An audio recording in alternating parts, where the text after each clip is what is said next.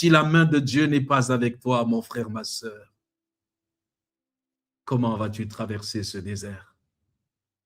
Et quatrièmement, il va dire à Dieu, garde-moi du malheur. En d'autres termes, garde-moi du péché, afin que je ne sois pas dans la souffrance. Le péché est la seule chose qui prive l'enfant de Dieu de sa joie dans le Seigneur.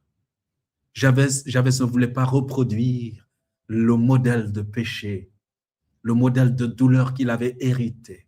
Il veut briser le cycle. Aujourd'hui encore, il y a des cycles de pauvreté, des cycles de péché dans nos familles, là où il y a des divorces parce que le père a divorcé, la mère a divorcé, les enfants vont divorcer. Il y a ces cycles d'échecs répétés, des relations toxiques, des peurs que nous avons héritées, des schémas familiaux qui ont été hérités, qui se reproduisent. La prière de Jabez, c'est la prière de celui et celle qui dit, Seigneur, à partir de moi, l'histoire change.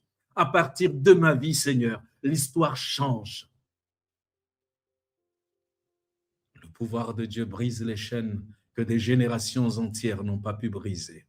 Grâce à la mort de Jésus-Christ à la croix, il donne la liberté.